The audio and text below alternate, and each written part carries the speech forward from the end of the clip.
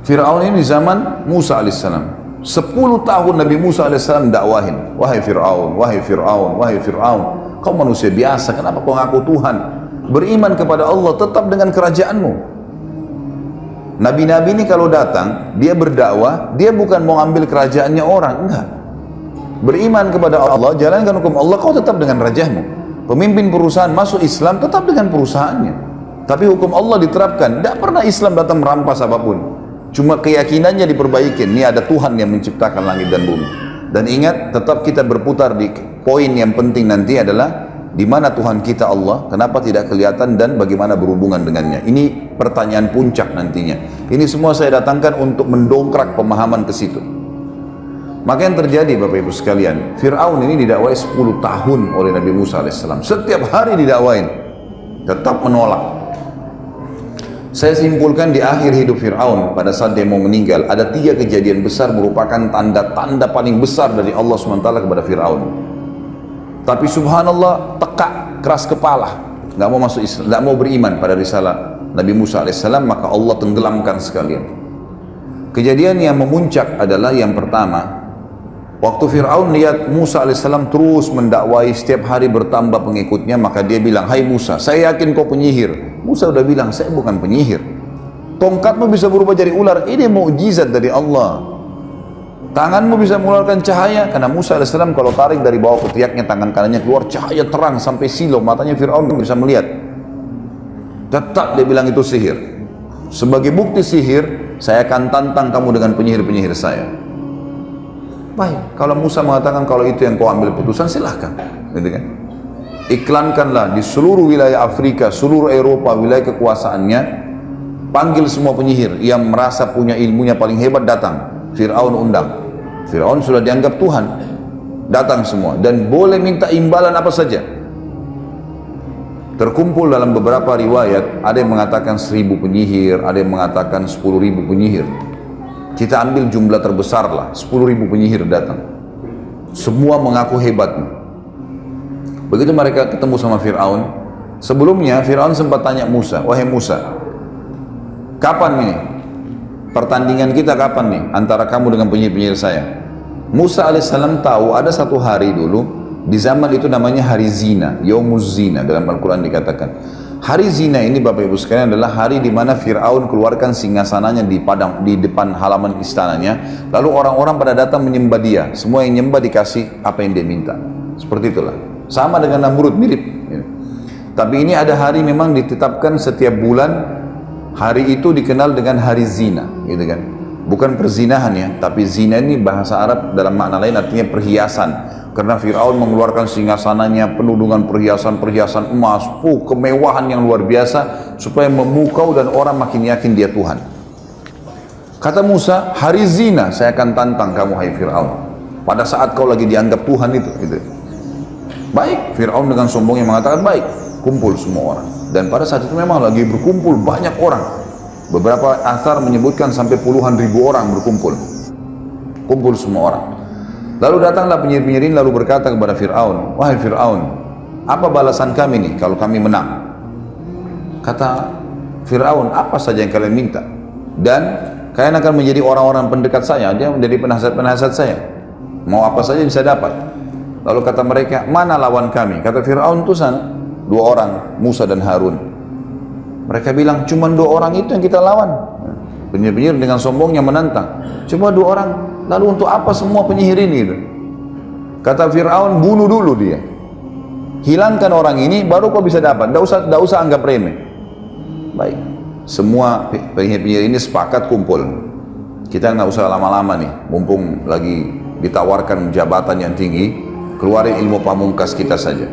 Ilmu tertinggi dalam ilmu sihir adalah ilmu mengubah benda yang tadinya tidak bergerak jadi bergerak, atau berubah dari wujud yang dari wujud aslinya berubah ke wujud yang lain, gitu kan?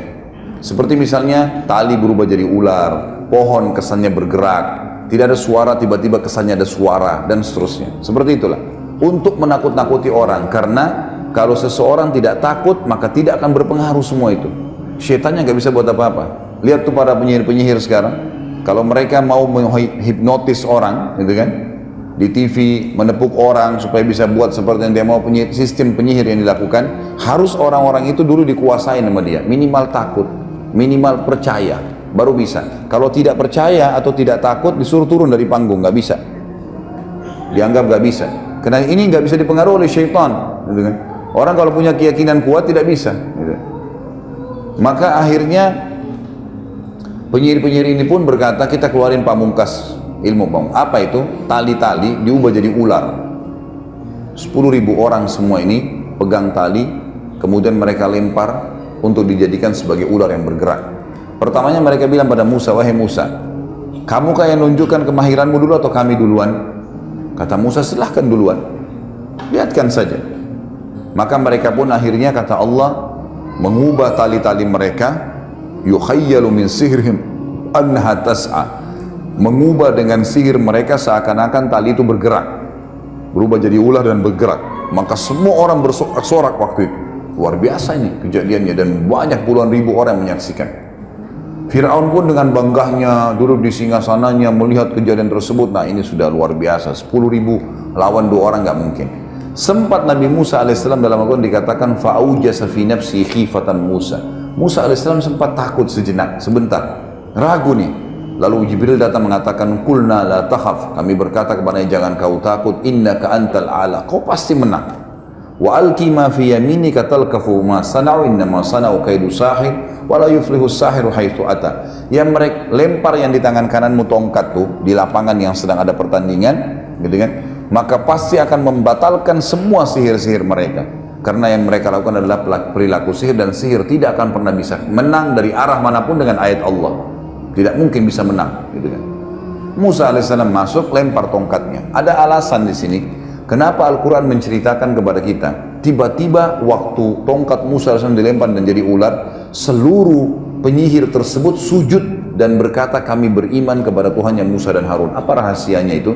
Karena ternyata penyihir-penyihir ini tahu tali yang mereka lempar jadi ular tidak bisa menyerang. Jadi kalau kita pun mengatakan bismillah atau a'udzubillah, bisa kembali kepada wujud aslinya. Batal tuh, setan yang menghiasinya hilang. Maka mereka tahu betul itu sihir. Musa alaihissalam lempar tongkatnya, berubah jadi ular besar. Mereka ular kecil, ini ular besar. Dan ularnya Musa alaihissalam jalan lalu makan. Dimakanin satu-satu tuh ular mereka. Semua sampai ular terakhir yang 10.000. Maka karena kejadian tersebut, kata Allah, fa'ulqiyas saharatu sujada, semua penyihir sujud tiba-tiba. Qalu amanna bi rabbi Musa wa Harun, kami beriman kepada Tuhannya Musa dan Harun, gitu kan.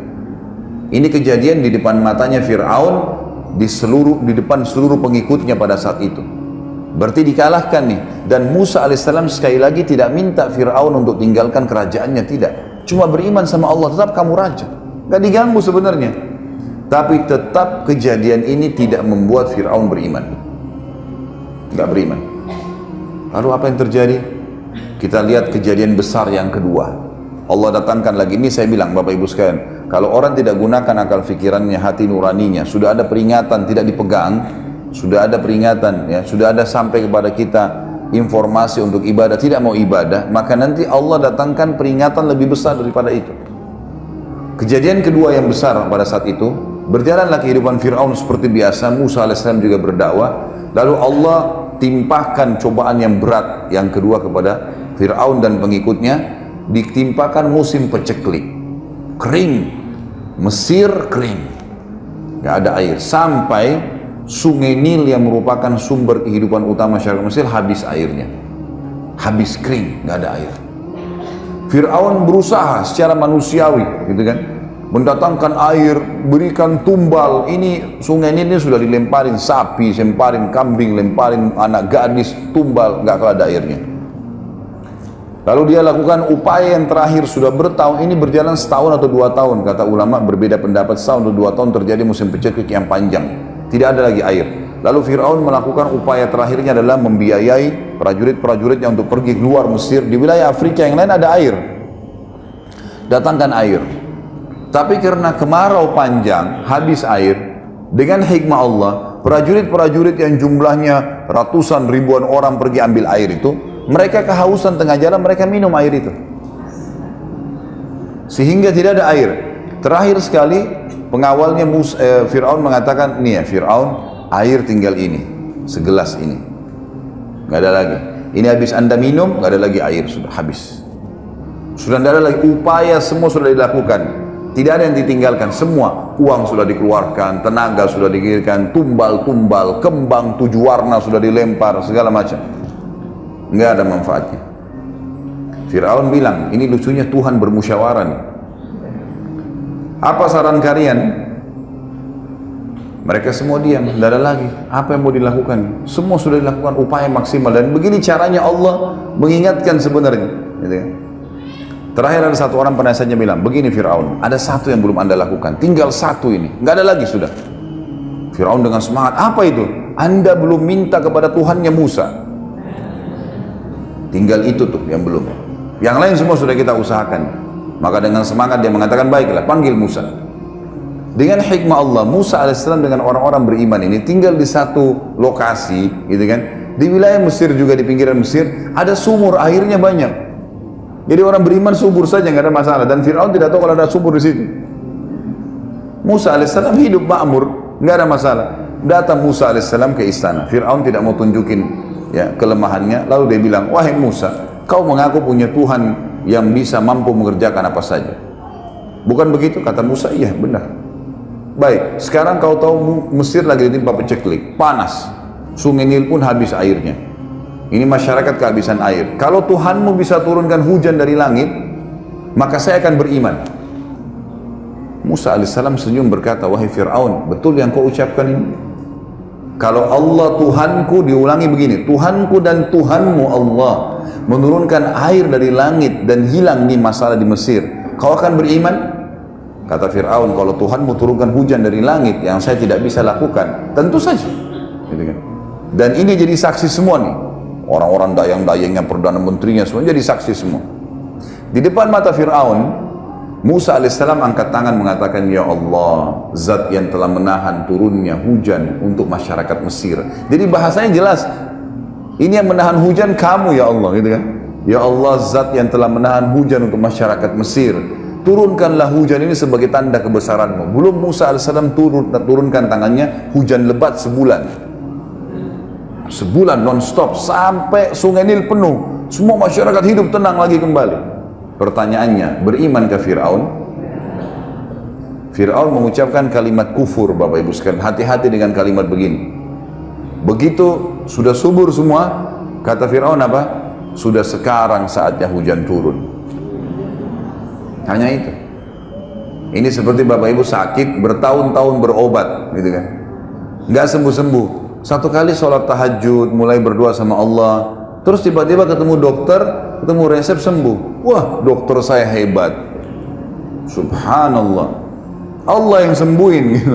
Kok bisa dokternya? Dokter kan semua resepnya semoga lekas sembuh, tidak ada pasti sembuh. Enak benar kita kalau ke dokter dia bilang pasti sembuh, itu luar biasa. Nah, ini tidak ada dokter begitu, sehebat apapun dia, gitu kan? Jadi harus hati-hati dengan kalimat kufur begini. Baik, berjalan kehidupan lagi. Ternyata dengan kejadian tersebut tersebar satu wilayah Afrika. Kalau Fir'aun yang kita akui sebagai Tuhan juga minta tolong sama Tuhannya Musa. Berarti Tuhannya Musa lebih hebat tuh. Banyak orang beriman kepada Musa alaihissalam, beriman kepada Allah. Fir'aun melihat komunitasnya dia makin kecil, tinggal yang di sekitar kerajaan. Yang lain ini kena tampiasan dakwanya Musa alaihissalam. Tidak juga mau beriman, padahal Musa tidak minta kerajaannya. Musa bukan datang mau merebut kerajaannya nih, didakwahin baik-baik, cuma beriman kamu tetap dengan kerajaanmu, silahkan dengan kekayaanmu, dengan pakaian mewahmu, silahkan. Tapi hukum Allah berlaku. Nggak mau. Akhirnya dia kerahkan, ada pasukan khususnya Fir'aun. Kalau kita mungkin Kopassus khusus. Fir'aun tidak pakai kecuali dalam keadaan darurat. Dikeluarkan pasukan tersebut, ditambah dengan seluruh pasukan perangnya. Kata Fir'aun, sekarang saya akan bunuh Musa. Jadi bukan beriman, malah mau bunuh Musa. Musa alaihissalam begitu dengar Fir'aun keluar dengan pasukannya manusiawi, dia pergi. Musa alaihissalam pergi, lari terus dikejar oleh ini ribuan pasukan, gitu kan? Puluhan ribu orang pasukan perang dengan pedangnya, dengan perisainya, siap perang. Mengejar Musa AS dengan Bani Israel. Dikatakan dalam riwayat ada 12 suku Bani Israel. Jumlahnya ratusan orang saja, nggak banyak gitu. Yang ikut sama Musa, banyak orang beriman, tapi yang ikut lari itu tidak banyak, gitu kan? Maka larilah Musa alaihissalam sampai tiba di tepi Laut Merah. Di depan Laut Merah, di belakang pasukan Fir'aun yang beringas sudah siap membantai mereka. Bayangkan kalau kita di posisi Musa alaihissalam dengan pengikutnya, sudah takut mengikutnya, ini nggak ada senjata, mereka rata-rata pengembala kambing, pegang kayu, bawa panci masaknya, nggak ada sesuatu yang dijadikan senjata. Maka dalam Al-Quran diceritakan pengikut Musa sempat mengatakan, ya Musa, inna mudrakun, kita sudah terjangkau nih, kita akan dibantai nih. Dari sisi yang lain, Fir'aun pun berkata, waktu pasukannya sudah mengepung ya, jadi puluhan ribu orang mengepung, seperti ibaratnya di tengah-tengah ujung meja ini Musa AS dengan kelompoknya ini sudah merumun semua nih. Di belakang Musa AS Laut Merah. Kata Fir'aun, mana Musa? Tuh sana di depan, kata prajurit-prajuritnya. Allah menceritakan dari lisan Fir'aun, dia mengatakan innahum lasyirzimatun qalilun. Oh cuman itu, gitu loh bahasanya. Sekecil itu jumlahnya, bantai aja. Dihabisin aja Musa AS. Karena dia sudah yakin dia menang, gitu kan? Dia sudah yakin ini nggak mungkin pasukan sebesar ini kalah, gitu kan? Nggak mungkin. Apalagi lawan pengembala-pengembala kambing dengan baju biasa, pakai tongkat, ini pakai pedang, pakai perisai, pasukan lengkap untuk berperang.